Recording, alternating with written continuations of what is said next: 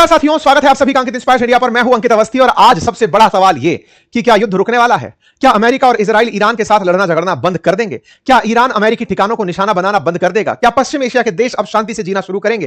क्या straight of Hormuz खुल जाएगा? यह सवाल इसलिए क्योंकि हेडलाइंस कुछ इस तरह से तैर रही हैं कि ट्रंप इस समय सीज फायर करने के प्लान में है ईरान के साथ, और ईरान के साथ बात करते समय ईरान ने अमेरिका को 6 शर्तें रख दी हैं कि अगर आप सीज फायर वाकई में करना चाहते हो, युद्ध विराम करना चाहते हो, तो हमारी ये 6 शर्तें हैं, इनकी पालना करो, युद्ध रोक देंगे। आज के सेशन में जिक्र करेंगे इन सभी शर्तों का, जानने का प्रयास करेंगे कि यदि ऐसा नहीं हुआ तो क्या होगा, क्योंकि इस तरफ का जो युद्ध विराम है वो एक बड़ी धमकी के साथ जुड़ा है। ट्रंप ने ईरान को 48 घंटे का अल्टीमेटम दिया है और उसके बाद जैसे ईरान एक मधुमक्खी का छत्ता हो और अमेरिका ने उस पर पत्थर मार दिया हो, कुछ उस तरह से ईरान ने रिटेलिएट किया है। इस बार ट्रंप की धमकी ट्रंप को ही भारी पड़ती दिख रही है। ईरान ने इतना कुछ कर दिया इस 48 घंटे के अल्टीमेटम में। आज के सेशन में बताएंगे कि कैसे अभी 48 घंटे में से आप और हम जब सेशन सुन रहे हैं उस समय मुश्किल से धमकी के अंदर भी 40 घंटे बीते हैं, 8 घंटे लगभग अभी भी बाकी हैं जब कुछ अमेरिका करने की सोच रहा होगा। लेकिन इस बीच में ईरान ने यह बता दिया कि अगर तुमने 48 घंटे बाद कुछ किया तो हम क्या क्या करेंगे। तो आइए आज के सेशन में जिक्र करेंगे कि शांति होगी कि युद्ध होगा, चर्चाओं को आगे बढ़ाएंगे। लेकिन उससे पहले आपको एक अपडेट दे देते हैं, और अपडेट यह है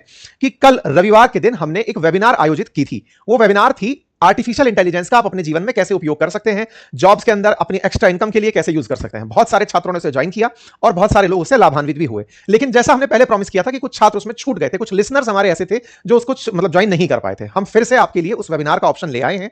इस रविवार को फिर आपके लिए आयोजित की जा रही है वेबिनार, रविवार 29 मार्च सुबह 11 बजे। इसके लिए करना क्या होगा, कमेंट बॉक्स के अंदर एक लिंक पिन करके दिया गया है, आप जाकर वहां पर कुछ पूछे गए सवाल हैं उनके जवाब दे दीजिए, अपना नाम पता जो भी उसके अंदर जानकारी आपकी पूछी गई है वो फिल कर दीजिए। वहां से आपको फिर ज्वाइन व्हाट्सएप कम्युनिटी का ऑप्शन आएगा, आप उसे क्लिक करिएगा तो आप हमारे साथ वहां पर जुड़ जाएंगे। ठीक है, इस पूरे प्रोसेस को कंप्लीट फॉलो करके आपके कुछ सवाल होंगे, आप क्या पढ़ाई करते हैं, इवन सवाल यह भी होगा कि आप हमसे क्या सीखना चाहते हैं, उन सारी जानकारियों को आप देते जाइएगा। यह वेबिनार फ्री ऑफ कॉस्ट रखी गई है, रविवार के दिन की है। जल्दी करिएगा इसको फिल करने में, क्योंकि पिछली बार भी कुछ लोग छूट गए थे। तो यह ऑप्शन कहीं ऐसा ना हो कि कम्युनिटी फुल हो जाए और फिर आप छूट जाएं। इसीलिए आपसे गुजारिश है कि इसे जल्दी से जाकर ज्वाइन कर लीजिए। बाकी अंकित इंस्पायर इंडिया को जिन्होंने अभी तक सब्सक्राइब नहीं किया है कर लीजिए, क्योंकि यह आंकड़ा बहुत ज्यादा डिफरेंस दिखाता है। हमारे सुनने वाले लगभग 40% लोग ऐसे हैं जिन्होंने अभी तक सब्सक्राइब का बटन नहीं दबाया हुआ है, तो दबा दीजिए। आपके वीडियो के नीचे ऑप्शन है, फ्री ऑफ कॉस्ट ऑप्शन है। आइए आगे बढ़ते हैं साथियों। यूएस ईरान इजराइल के इस युद्ध का आज 24वां दिन है। ऐसे में खबर निकलकर आती है इंटरनेशनल मीडिया में, एक्सियोस न्यूज चैनल के माध्यम से, कि ट्रंप का एडमिनिस्ट्रेशन इस समय ईरान के साथ वार्ता करने के रास्ते तलाश रहा है। आपको याद होगा ट्रंप ने 2 लोगों को शांति दूत बनाकर दुनिया में छोड़ा हुआ है, एक अपने ही दामाद और एक अपने मित्र को, स्टीव विटकॉफ और जेरेड कुशनर को। ये दोनों की दोनों लोग, विटकॉफ और कुशनर, दुनिया भर में जहां भी युद्ध चल रहे हैं वहां पर शांति कराने जाते हैं। इन दोनों शांति दूतों को फिर से टास्क दिया गया है कि भाई ईरान को टेबल पर बिठाओ, बातचीत करो। मुसीबत यह है कि अमेरिका अपने युद्ध को रोकने के पीछे ईरान के साथ कुछ शर्तें डालकर चल रहा है, जिसमें वही पुरानी बातें, तुम्हें यूरेनियम एनरिचमेंट रोकना होगा, मिसाइल कार्यक्रम रोकना होगा, प्रॉक्सीज जितने भी अमेरिका ईरान ने आसपास बिठा रखे हैं, हमास हिजबुल्लाह जैसे, इनको युद्ध करने से रोकना होगा, रीजनल प्रॉक्सी ग्रुप्स को हमला करने से रोकना होगा, न्यूक्लियर पावर प्लांट्स को खत्म करना होगा और अपने मिसाइल के स्टॉक पाइल बंद करने होंगे। अमेरिका ने वही शर्तें जो हमला करने से पहले रखी थी, उन्हीं शर्तों को फिर से बाहर निकाल दिया है। हालांकि ये ऑफिशियल नहीं है, ऑफिशियल होगा उस दिन जिस दिन ट्रंप अनाउंस करेंगे। लेकिन फिलहाल के लिए ये खबरें तैरना शुरू हो गई हैं मीडिया के माध्यम से कि शर्तें फिर से बाहर आ गई हैं कि देखो या तो तुम मान जाओ, नहीं तो तुम्हारे ऊपर हमला होगा। ठीक बात है साहब। तब आपने जब इस तरह के ऑप्शन दे दिए हैं और अमेरिका इन ऑप्शंस को लेकर के तैनात है कि आओ और हमारे साथ साइन कर लो, आपके दिमाग में एक प्रश्न बनेगा, साहब ये तो युद्ध करने से पहले भी 5 ही शर्तें थी और इन्हीं शर्तों को जब ईरान ने नहीं माना था, इन्होंने युद्ध कर दिया था। लेकिन कहा जा रहा था ना कि उस समय भी शर्तों पर बातें हो ही रही थी, फाइनल हुआ नहीं, उससे पहले गोला चला दिया। अब चलते गोले में फिर से सीज फायर लेकर आ गए हैं ये। तो असल में अमेरिका खुद ही पीछे हटना चाहता है या कोई वॉर स्ट्रेटजी है ये? खैर, इस पर भी हम चर्चा करेंगे। लेकिन इस बार अमेरिका के साथ संकट बड़ा है। बड़ा यह है कि अमेरिका जिन लोगों से बात करता था, जो डिसीजन लेते थे कि सीज फायर करना चाहिए या नहीं, या फिर अमेरिका ईरान के बीच संधि होगी या नहीं, असल में ईरान में इन दिनों वो लीडर ही मार दिए गए हैं। अगर आप देखें तो खमनेई जा चुके, खमनेई के बाद में लारिजानी, जो कि ईरान के सुप्रीम लीडर के बाद दूसरे सबसे बड़े नेता थे, जिनके बारे में मैंने पहले भी आपको जानकारी दी थी। तो लारिजानी के चले जाने के बाद में ईरान में डिसीजन लेने वाला कोई व्यक्ति नहीं है। आप कहेंगे जो इतने हमले हो रहे हैं वो कौन ले रहा है? तो इन्होंने पहले से ही सिस्टम बना रखा था, मोज़ैक। खमनेई लिख कर गए थे अगर हमला होगा तो ऐसे ऐसे करके रिटेलिएट करना है। पूरा इनका संविधान के तरीके से युद्ध चल रहा है कि हमको अब ये करना है, हमको अब ये करना है। इनको कोई गाइड नहीं कर रहा है, ऑटोमेशन में चल रहे हैं अब ये लोग कि चलो हमला कर दो, यहां से कर दो। और सबके ग्रुप लीडर्स पहले से तय थे कि ऊपर वाला मरेगा, दूसरा चालू करेगा, तीसरा चालू करेगा, संविधान से लिखा हुआ है, चले जा रहे हैं। रहे हैं। ऐसे में जिस व्यक्ति के पास ये सुप्रीम ताकत थी कि उसकी बात को पूरा देश मान लेगा या फिर ये जो हमला करने वाले ग्रुप्स हैं ये मान लेंगे, वो थे लारिजानी। इन्होंने उनको मार दिया। इस पर आपको याद होगा तो एक अधिकारी थे जो एंटी टेरर ग्रुप के डायरेक्टर थे अमेरिका के, जिन्होंने इस्तीफा दे दिया था अभी अमेरिका में ही, ये कहते हुए कि इजराइल असल में लारिजानी को मारा ताकि शांति वार्ता हो ही ना सके। अगर शांति के लिए व्यक्ति ही नहीं होगा तो अमेरिका शांति की बातचीत ना करेगा। तो ऐसे में इजराइल ने बिना अमेरिका को बताए लारिजानी को मारा था और इस बात को कहते हुए उसने पद से इस्तीफा दे दिया कि अमेरिका को इजराइल युद्ध में खींचकर लेकर गया है। इजराइल के युद्ध में अमेरिका जबरदस्ती घुसा है, अमेरिका को नहीं जाने की जरूरत थी। टकर कार्लसन के इंटरव्यू में मैंने आपको वो वाली बात निकालकर दिखाई थी। ठीक है साहब, तो ऐसे में आपके दिमाग में प्रश्न बनेगा तो साहब ये लोग भी तो हैं, पजेश्कियन जैसे राष्ट्रपति भी तो हैं। मैंने आपको बताया था कि ईरान में राष्ट्रपति इलेक्टेड पद पर बैठा सबसे ऊंचा नेता है, लेकिन सही मायने में ईरान के अंदर जो धार्मिक नेता हैं वो सबसे ऊपर होते हैं, दैट इज सुप्रीम लीडर। और सुप्रीम लीडर की काउंसिल, उसमें बैठे हुए जो लोग हैं वो सबसे ऊपर होते हैं। तो आप कहेंगे कि खमनेई के बेटे भी तो हैं, अभी वो भी तो डिसीजन ले सकते हैं। देखिए उनका भी डायरेक्ट इन्वॉल्वमेंट न्यूज में कहीं सुनाई नहीं दे रहा है कि वो फैसला लेने में निर्णय ले रहे हो। अब हो सकता है उन्हें अंडरग्राउंड रखा गया हो सकता है ये ट्रैप हो सीज फायर का फेंक करके उनको लोकेट करने का कि वो कहां है, जो भी बातें हो। लेकिन फिलहाल के लिए इनकी बात अगर ये मान भी लें कि चलो मैं सीज फायर के लिए मान रहा हूं, या इनके विदेश मंत्री मान ले, तो हो सकता है कि इनके ऊपर के लीडर्स ना माने। तो ऊपर के जो लीडर्स को खत्म किया इजराइल ने, उससे ईरान के साथ शांति वार्ता करने का ऑप्शन किल हो गया। अब इंटरेस्टिंग बात सुनो, हुआ ये कि इनकी वॉर स्ट्रेटेजी का हिस्सा था ईरान वालों की, कहा कि हम पर हमला होगा तो हमारे प्रॉक्सीज भी हमला करने लगेंगे। आप इंटरेस्टिंग बात देखें, अभी यमन के अंदर हूतियों ने हमला नहीं किया है कहीं भी, क्योंकि वो इनका पार्ट 2 है। मैंने आपको पिछले बार भी एक सेशन में बताया था, जब सऊदी वालों ने अपनी वेस्ट ईस्ट गैस तेल पाइपलाइन के माध्यम से रेड सी के अंदर यानबू पोर्ट के ऊपर अपना तेल भेजना शुरू किया था, तो मैंने कहा था ईरान यानबू पोर्ट पर भी हमला करेगा, और अगले दिन वहां हमला हो गया था। अब मैं आपको फिर से बता रहा हूं, अगर बाब ए मंडल करके जो स्ट्रेट है उस पर निर्भरता बढ़ने लगी, अभी स्ट्रेट ऑफ हॉर्मुज तो पूरी तरह चोक कर लिया इन्होंने, अब बाबे मंडल के ऊपर अगर निर्भरता बढ़ने लगी, बहुत सारे जहाज वहां से निकलने लगे, तब हूतियों को एक्टिवेट किया जाएगा कि अब तुम गोली मारना शुरू करो। यानी कि इन्होंने कई लेवल पे तैयारी कर रखी है कि आज तुम्हें खर्च नहीं होना है, अभी खर्च हो गए तो तुम्हारा भी नुकसान हो जाएगा, तुम्हें तब खर्च होना है जब तुम्हारी मेहनत रंग लाए। तो एक तरह से उनको चुप करके रखा हुआ है। अब मैं ये बात क्यों बता रहा हूं, बता इसलिए रहा हूं क्योंकि ईरान ने हिजबुल्लाह को नोटिस दिया कि सुनो, हिजबुल्लाह जो लेबनान में बैठा हुआ है, बोले तुमको ना अपनी तरफ से हमारे बिहाफ पर शर्तें रख देनी चाहिए। हिजबुल्लाह के पास से, लेबनान के पास से शर्तें बाहर आती हैं कि ईरान युद्ध से पीछे तब हटेगा जब इन शर्तों की पालना होगी। भाई साहब, इनकी शर्तें सुनकर के आपको लगने लगेगा कि युद्ध अमेरिका कर रहा था कि ईरान अमेरिका को मार रहा था। शर्तें सुनिए, शर्तें सुनकर के आपको लगेगा कि भाई साहब शर्तें हो तो ऐसी। पहली शर्त, ईरान ने कहा है कि पहले तो हमें यह गारंटी दो कि हम पर फिर से हमला नहीं होगा, और ये जो सीज फायर है टेम्परेरी नहीं, परमानेंट चाहिए। दूसरा कहा गया कि यूएस के जितने भी मिलिट्री बेस हैं वेस्ट एशिया के अंदर, चाहे यूएई हो, चाहे दुबई, ये आपका कतर हो, चाहे सऊदी हो, बोले सबकी सब बंद करोगे। दूसरा पॉइंट ये दो। तीसरा कहा, ईरान ने अपनी तरफ से कहा कि जो भी तुमने हमारे यहां नुकसान पहुंचाया है उस पूरे नुकसान की भरपाई करो। चौथा कहा है कि अभी जो युद्ध चल रहा है रीजनल लेवल पर, इसको पूरी तरह खत्म करो, और इसे मतलब इस तरह से खत्म करो कि अब आगे ये रीजनल वॉर नहीं रहेगा। साथ ही साथ में एक ऐसा लीगल स्ट्रक्चर बनाओ जो स्ट्रेट ऑफ हॉर्मुज को चालू रखने में मदद करे, लेकिन ईरान उसमें सुप्रीम हो। साथ में यह भी कहा गया है कि जो मीडिया ईरान के खिलाफ दिखा रहे थे उन पर पाबंदी लगाई जाए। आप पूछेंगे कि इतनी बड़ी बड़ी जो शर्तें रख दी इन्होंने, इनमें से तो अमेरिका को कुछ करना पड़ेगा, ऐसी शर्तें रख दी इन्होंने। ये तो कहा ही नहीं कि हम ये मानने को तैयार हैं। बिल्कुल, ये शर्तें जो आई हैं ये कोई ऑफिशियल पेज के थ्रू नहीं आई हैं। अभी ईरान की सरकार ने पब्लिक के सामने ये नहीं कहा है। बिल्कुल वैसे ही जैसे अमेरिका की जो शर्तें हैं वो विटकॉफ और कुशनर के माध्यम से बाहर आती हैं, मीडिया के माध्यम से बाहर आती हैं, ऐसे ही ये खबरें भी लेबनान में बैठे हिजबुल्लाह के माध्यम से बाहर आई हैं। तो ऐसा क्यों हुआ? क्योंकि लीडरशिप का तो तुमने खात्मा कर दिया, तो अब कोई भी व्यक्ति डिसाइडिंग फैक्टर हो रखा है कि ये हमारी शर्तें हैं। अब ऐसे में मुसीबत अमेरिका की ये आ रही है कि वो मान भी ले, लेकिन किससे साइन करवाए कि लो मान लिया हमने बातों को, ये अपने आप में बड़ी बात बन रही है। तो सीज फायर होने में बड़ी मुसीबतें आ रही हैं। चलो साहब, एक तरफ तो हो गया सीज फायर में दिक्कत आ रही है, अमेरिका करना चाहता है। ये मैंने आपको पहले भी बता दिया था कि अमेरिका बहुत दिन तक युद्ध नहीं लड़ेगा। अभी ताजा भी हमने इस बारे में आपके सामने विश्लेषण रखा था कि अमेरिका को अब अपनी बहुत ज्यादा इंसल्ट अखर रही है। जिस रशिया पर प्रतिबंध लगाया था कि तुम्हें तेल नहीं बेचना है, उसका तेल बिकवाना शुरू कर दिया। हद तो यह हो गई कि जिस ईरान से युद्ध कर रहे हैं उस ईरान का तेल दुनिया में बिकवाना शुरू कर दिया। मतलब ये तो आयरनी है कि जिस पर आप हमला कर रहे हो, जिसके खिलाफ लड़ रहे हो, उसके बारे में कहा कि दुनिया में जो भी देश ईरान का तेल खरीदना चाहे खरीद सकते हैं, ताकि दुनिया में तेल की कीमतें स्थिर बनी रहें। ये तो इनका डिसीजन है। मतलब ये दुनिया में सबसे ज्यादा हास्य के पात्र बनने वाले राष्ट्रपति होंगे, जो मेरी नजर में जेलेंस्की के बाद कल कहलाएंगे। ऐसा क्यों कह रहा हूं? क्योंकि अल्टीमेटली स्टेट ऑफ हॉर्मुज पर पहले से बिना विचार किए आपने इस तरह का जो फैसला लिया, तुगलकी फरमान था, बिना सोचे समझे फरमान था, ले लिया। कोई साथ नाटो कंट्री आया नहीं, पीछे हटना पड़ा। पीछे हटने के नाम पर अब खुद सीज फायर के रास्ते तलाश रहे हो और बार बार लोगों को बता रहे हो अगर तुम नहीं आओगे तो नुकसान तुम्हारा है, हमारा कोई भी नुकसान नहीं है। अब स्टेट ऑफ हॉर्मुज की बात सुनो। देखो, ईरान ने जो असल में इसकी अमेरिका की नस पकड़ी, वो कहां से पकड़ी? स्टेट ऑफ हॉर्मुज से जहाज निकलना रोक के, और दूसरा इन देशों के ऊपर हमला करके। ये सारे वो देश थे जो अमेरिकी पछलग्गू थे। जब भी इस पर हमला होता है वो तुरंत इधर हमला कर देता है। आज बड़ा इंटरेस्टिंग वाकया हो रहा है। क्या हो रहा है? अमेरिका ने कहा है कि स्टेट ऑफ हॉर्मुज खोल दो। इस पर ईरान ने कहा कि सर, हमने यहां कोई पाबंदी नहीं लगा रखी, आराम से जहाजों को कहो कि जाएं। तो वो कहता है कि जाते ही तो नहीं है, तुम्हारा डर है। तो बोले सर डर तो हमारे पास भी तुम्हारा है, तुम हम पर गोला चलाओगे तो हम कैसे शांत बैठे रहेंगे। हमने यहां पर कोई जहाज खड़ा नहीं कर रखा है, किसी को भी कहो निकल जाएगा। जो इंश्योरेंस देने वाले, जहाज का इंश्योरेंस देने वाली कंपनी है, वो खुद यहां से नहीं जाना चाह रही। सर इसमें मेरी क्या गलती है। मतलब इस तरह का हालात इन लोगों ने यहां पर रख दिया। अब दूसरा वाक्य क्या होता है, वाक्य यह होता है कि अमेरिका स्ट्रेट ऑफ हॉर्मुज को मुक्त करने में खुद भी मतलब नाकामयाब हो रहा है। क्यों? क्योंकि डर यह है कि मैं खाली करवा दूं तो यहीं बैठा थोड़ी रहूंगा, और भी दुनिया के रास्ते हैं जो तलाशने पड़ेंगे। और ये भाई साहब इनको एनी टाइम निशाना बना लेते हैं। अच्छा, तो अमेरिका ने गुस्से में आकर के कि तुम यदि खाली नहीं किए तो 48 घंटे का तुम्हें टाइम दे रहा हूं, अदरवाइज मैं तुम्हारे सारे पावर प्लांट पर निशाना बना दूंगा। यह बात है कल 22 तारीख की सुबह 5:15 बजे की इंडियन टाइम के अनुसार ट्रंप के सोशल मीडिया हैंडल से मैसेज आता है कि या तो स्ट्रेट ऑफ हॉर्मुज पे से व्हीकल निकलने दो, नहीं तो तुम्हारे सारे पावर प्लांट गिरा दूंगा। आप मुझे इस समय शाम को सुन रहे हैं 23 तारीख को, 48 घंटे सुबह हो जाएंगे 5 बजे। ऐसे में देखना होगा कि क्या ईरान के सारे पावर प्लांट उड़ा दिए जाएंगे। यह होगा उससे पहले ईरान इनको धमका दिया है, और धमकाया क्या है आइए उसकी तरफ बढ़ते हैं।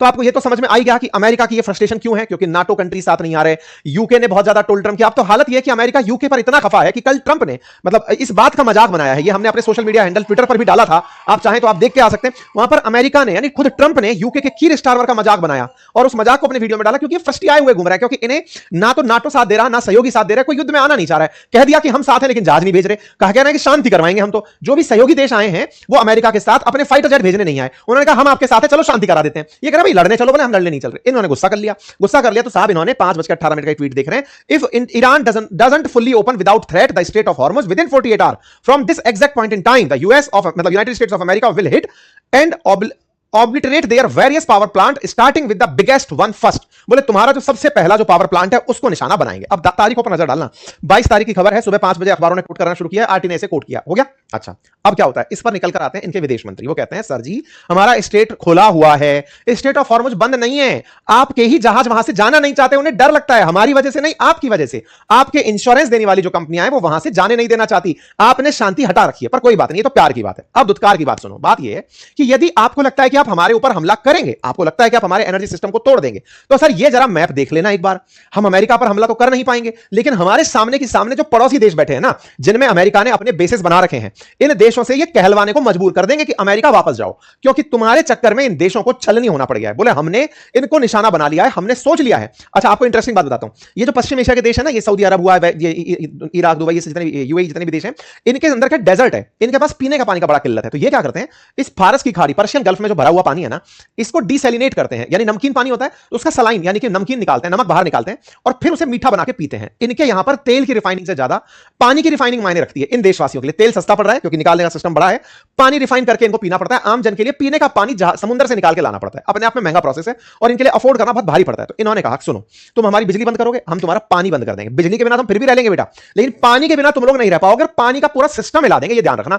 यदि ऐसा हुआ तुमने हमारी बिजली काटी, हम तुम्हारा पानी काट देंगे। फिर साहब ईरान ने इजराइल के ऊपर क्लस्टर बम चलाया। ये जो क्लस्टर बम है ना, ये पिछले साल 2025 में भी यूज किया गया था। इस क्लस्टर बम की कहानी क्या होती है, चलाओगे एक, मतलब ये समझो कि 100 बम एक साथ बांधे पोटली में और दुश्मन के ऊपर फेंक दिए, वहां जाकर के वो 100 बम जो है ना अलग अलग निकल के फटने निकले। तो जो आयरन डोम सिस्टम है वो 100 की 100 को टारगेट करने अगर निकलेगा तो बहुत ज्यादा तो खुद का नुकसान होगा, फिर कोई ना कोई बम बचेगा और नीचे जाकर गिर देगा। कम से कम 2.5 किलो का एक गोला है, 100 गोले ऐसे समझो, अगर जाकर कहीं गिर रहे हैं तो बहुत ज्यादा किलोमीटर, 8-10 किलोमीटर में फैलकर नुकसान पहुंचाते हैं।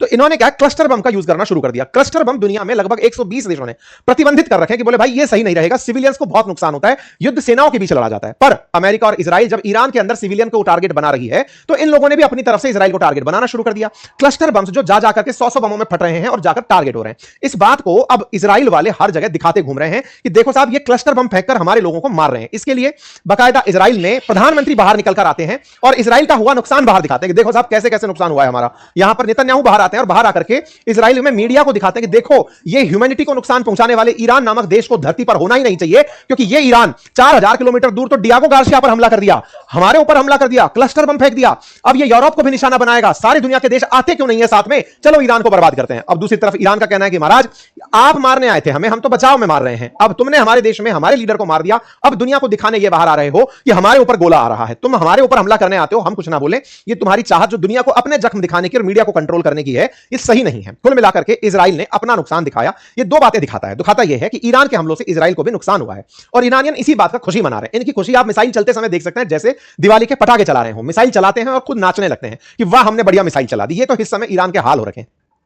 अल जजीरा ने बकायदा एक वीडियो क्लिप जारी की जिसमें बताया कि अभी जो आपने मिसाइल देखी है ना, वो तो समझो कि बर्फ के गोले के ऊपर एक छोटा सा टिप है, टिप ऑफ आइसबर्ग है। अभी इनके पास में इतनी मिसाइलों का असला बाकी है जिसका इस्तेमाल होना बाकी है। अमेरिका और इजराइल सतर्क रहे कि हमारी ये मिसाइलें अभी यूज नहीं हुई हैं और ये तुम्हारे लिए ही रखी हैं। सीज फायर तुम्हारी जरूरत हो सकती है, हमारे पास अब खोने के लिए कुछ नहीं है। यही कारण है कि अब तो ये मिसाइलों पर लिख लिख करके मिसाइल चला रहे हैं। जैसे हम लोग मकर संक्रांति पर पतंग उड़ाकर उस पर संदेश लिख देते हैं, कुछ लोग ऐसा करते हैं कि उस पर कुछ लिख दिया, जिसको मिले उसके लिए कुछ संदेश होता है। ऐसे ये मिसाइलों पर संदेश लिखकर चल दे रहे हैं और लिख दे रहे हैं कि ईरानी मिसाइलों पर लिख रहे हैं कि साहब this war is not only illegal but inhumane.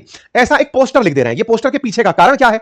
NATO का सहयोगी देश है स्पेन। जब अमेरिका ने स्पेन में अपने जहाज खड़ा करने की डिमांड की थी तब उन्होंने मना कर दिया था और उन्होंने साफ कहा था कि यह युद्ध का समय नहीं है, यह गलत समय है। आप मतलब स्पेन के प्रधानमंत्री ने यह वाली बात बोली थी कि आप ये जो हमला कर रहे हो यह गैर कानूनी है और गैर मानवीय है।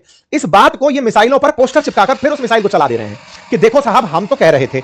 ईरान वाले इस तरह से अब अमेरिका की मौकरी बना रहे हैं F-35 लिख करके कि अब ये वाली मिसाइल जाएगी, F-35 मारेगी। मतलब इनको युद्ध का जो माहौल मिलने लगा है उसमें लीडरशिप के अभाव में ये युद्ध का आनंद ले रहे हैं। इनके आनंद लेने से असल में अमेरिका इजराइल अब टेंशन में है। टेंशन हो भी क्यों ना, क्योंकि इनके पास अब खोने के लिए जो था वो तो खो चुके। अब बचा क्या है कि अमेरिका खुद नीचे रुक कर आए। बकायदा इन्होंने in memory to kill Hiroshima, ये सब कुछ ऐसे ऐसे मैसेज जो अमेरिका को जबरदस्त ट्रोल किए जा सकते हैं। वो बोले देख लो तुमने पहले गाजा पर ये किया, तुमने गाजा की लड़ाई के लिए मना करने वाले आदमी को, तुम्हारे सेंटर के सामने जो व्यक्ति जल गया जिसका नाम आरोन बुशमैन था, उसकी याद में मिसाइल। अब हद तो ये हो गई कि आईआरजीसी के प्रवक्ता खुद लाइव आते हैं और आकर के अमेरिका को कहते हैं कि ट्रंप यू आर फायर्ड।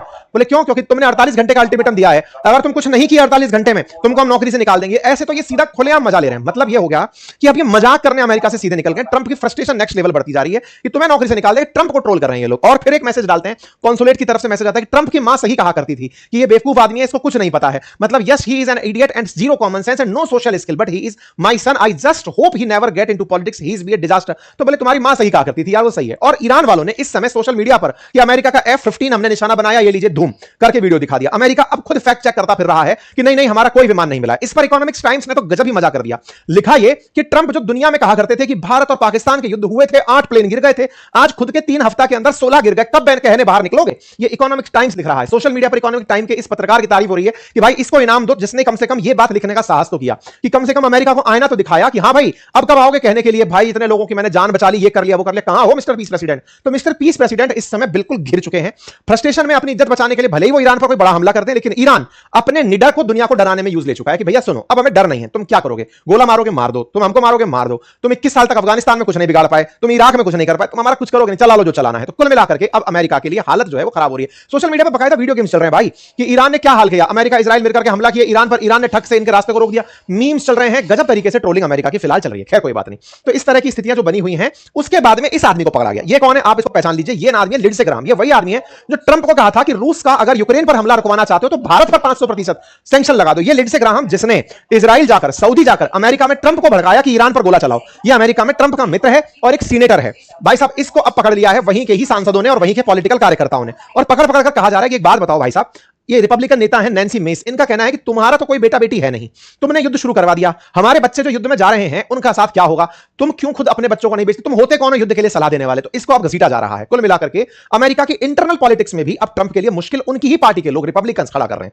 और मिड टर्म इलेक्शन के नाम पर ट्रंप जो दुनिया में एक कौतूहल करते घूम रहे थे, उनको इसका बड़ा नुकसान होता प्रतीत हो रहा है। पीस थ्रू स्ट्रेंथ को ईरान ने कहा कि सुनो ये तो मजाक ही है, तुम अपनी स्ट्रेंथ की बात मत करो। जहां तक बात हो इनके सारे के सारे मित्र राष्ट्रों की, तो ये गल्फ ने पूरी तरह से यूएस को कहा है कि सर अगर ईरान के पावर प्लांट आपने हमला कर दिया वो हमारा पानी बंद कर देगा, कृपया करके उस पर हमला मत करना। 7.2 ट्रिलियन लीटर पानी हम लोग डिसैलिनेट करके पीते हैं, पूरी तरह मामला खराब हो जाएगा। इधर हिजबुल्लाह इजराइल पर बराबर ईरान की तरफ से हमला किए फिर रहा है। कुल मिलाकर जमा अर्थ यह है कि इस युद्ध में अभी ग्लोबल नुकसान होना बाकी है। अगर अमेरिका इस मामले को सीज फायर तक लेकर नहीं जाता, पूरी तरह से शांति व्यवस्था बहाल नहीं करता, तो दुनिया के लिए एक मुसीबत बड़ा माहौल बन सकता है। बाकी आप लोग इसे कैसे लेते हैं जरूर कमेंट बॉक्स में बताइएगा। आप इस पर क्या राय रखते हैं जरूर अपनी राय कमेंट बॉक्स में रखिएगा। चैनल पर नए हैं तो वो सब्सक्राइब रूपी बटन दबा दीजिएगा। अगर आपने ऑलरेडी दबा रखा है तो वीडियो को लाइक कर लीजिएगा, अपनी राय कमेंट बॉक्स में लिखिएगा, साथियों से साझा करिएगा। ठीक है साहब, फिलहाल के लिए इतना ही। बाकी हमने वेबिनार का लिंक कमेंट बॉक्स में पिन कर दिया है, वेबिनार के लिंक को आप ले लीजिएगा, वहां पर कमेंट में अपनी जानकारी फुल करिए ताकि इस रविवार को आप इस वेबिनार को ज्वाइन कर पाए। पिछली वेबिनार का वो लिंक, कम्युनिटी लिंक फाइनल हो गया था, फुल हो गया था, हम नए लोगों को नहीं ज्वाइन करा पाए थे, इसलिए जिन्हें ज्वाइन करना है जल्दी कर लीजिएगा। धन्यवाद।